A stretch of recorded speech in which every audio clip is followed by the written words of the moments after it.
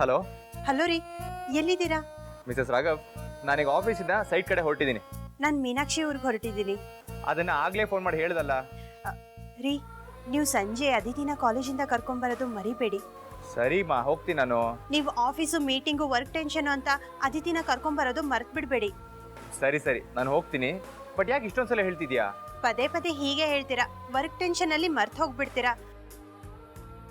ಈಗ ಪರಿಸ್ಥಿತಿ ಮೊದಲಾಗಿಲ್ವಲ್ಲ, ಅದಕ್ಕೆ ಹುಷಾರಾಗಿರಿ ಅಂತ ಹೇಳಿದೆ.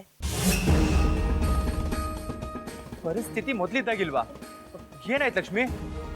ಅಂದ್ರೆ ನಾನು ಇಲ್ಲೇ ಇದ್ದು ನೀವು ಹೋಗ್ಲಿಲ್ಲ ಅಂದಿದ್ರೆ ನಾನೇ ಹೋಗಿ ಕರ್ಕೊಂಡ್ ಬರ್ತಿದ್ದೆ. ಈಗ ನಾನ್ ಬೇರೆ ಇಲ್ಲಿರಲ್ಲ, ಅದಕ್ಕೆ ಸ್ವಲ್ಪ ಹುಷಾರಾಗಿರಿ ಅಂತ ಹೇಳಿದೆ. ಓಕೆ, ನೀನು ಹುಷಾರು. ಆದಷ್ಟು ಬೇಗ ಮುಗಿಸ್ಕೊಂಡ್ ಬಂದ್ಬಿಡು. ನೀನು ಲೇಟ್ ಮಾಡಬೇಡ. ಇರೋದೇ ಸ್ವಲ್ಪ ಟೈಮ್ ಅಲ್ವಾ, ಲೇಟ್ ಮಾಡಿದ್ರೆ ತುಂಬಾ ಕಷ್ಟ ಆಗುತ್ತೆ ರೀ.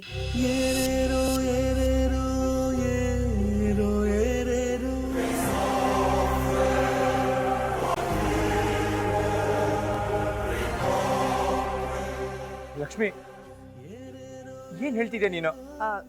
ಏನಿಲ್ಲ ರೀ, ಮೀನಾಕ್ಷಿಗೆ ಆಫೀಸಲ್ಲಿ ತುಂಬಾ ಕೆಲಸ ಇದೆ, ಬೇಗ ಬರಬೇಕು ಅಂತ ಹೇಳಿದಾಳೆ. ಅದಕ್ಕೆ ಟೈಮ್ ಇಲ್ಲ ಅಂತ ಹೇಳಿದೆ. ಸರಿ, ಟ್ಯಾಬ್ಲೆಟ್ಸ್ ಎಲ್ಲ ತಗೊಂಡಿದ್ಯಾ ತಾನೆ? ಹ್ಞೂನ್ರಿ, ತಗೊಂಡಿದ್ದೀನಿ. Okay, take care. ಬಾಯ್. ಬಾಯ್.